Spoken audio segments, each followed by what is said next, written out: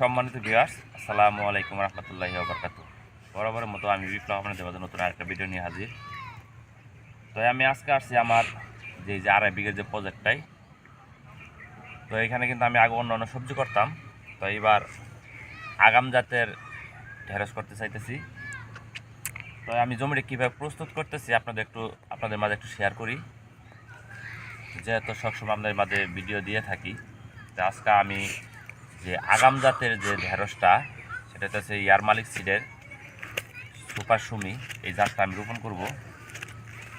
তো আমি যেভাবে রোপণ করতেছি, যে অনেকেই বলেন যে এই ঢেঁড়স চাষ করলে তো হয়তো বেড করা লাগে না। তো বেড করা লাগে না, ঠিক আছে। তো আমি বেড এই জন্যই করতেছি যে এই বেডটার ভিতরে কয়েকটা উপকার পাবো।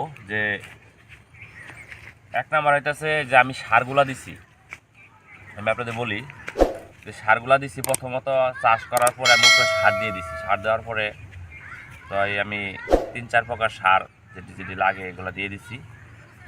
তো এই সার দেওয়ার পরে আমি এই মাটিগুলা বেড করছি। যে মাঝখানে যে জায়গাটা দেখতেছেন, এটা আমি 1 হাত রাখছি। যেহেতু শীতকাল, এই শীতকালে আমি একটু ভেন্ডিটা লাগাবো ঘন করে, কারণ শীতকালে গাছ বেশি একটা জোর হবে না, যার কারণে আমি একটু ঘন করে লাগাবো। এই যে বেডটা দেখতেছেন, এই বেডটা করছি আমি 1 হাত 18 ইঞ্চি।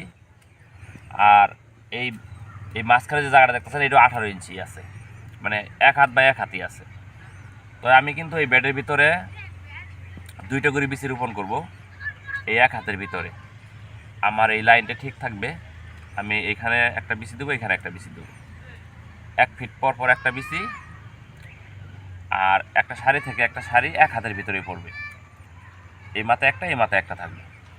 তো মূলত ডেন্ডা করার উদ্দেশ্য একটাই, যে আমার এই জায়গাটা কিন্তু অনেক সময় আমি যতই সমান করি, এটা কিন্তু এঁটেল মাটি, এটা বেলে দোআঁশ না, এটা হচ্ছে এঁটেল মাটি, আসলে ওরকমভাবে সমান হয় না।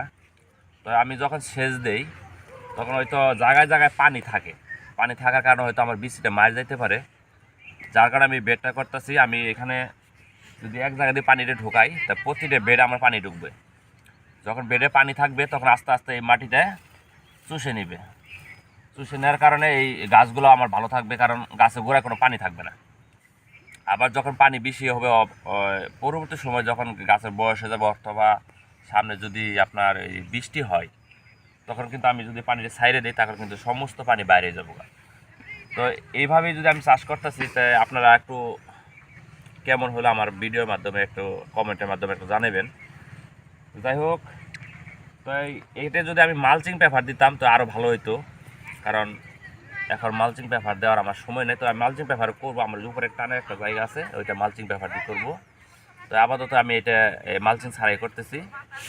তো সবাই ভালো থাকবেন, সুস্থ থাকবেন, আমাদের জন্য একটু দোয়া করবেন, যেহেতু আমরা কৃষি কাজ করি, সবসময় আমরা কৃষি কাজে পজিটিভ পড়ে থাকি। আজকের মতো এখানে শেষ করলাম। আসসালামু আলাইকুম রহমতুল্লাহি ওয়া বারাকাতুহু।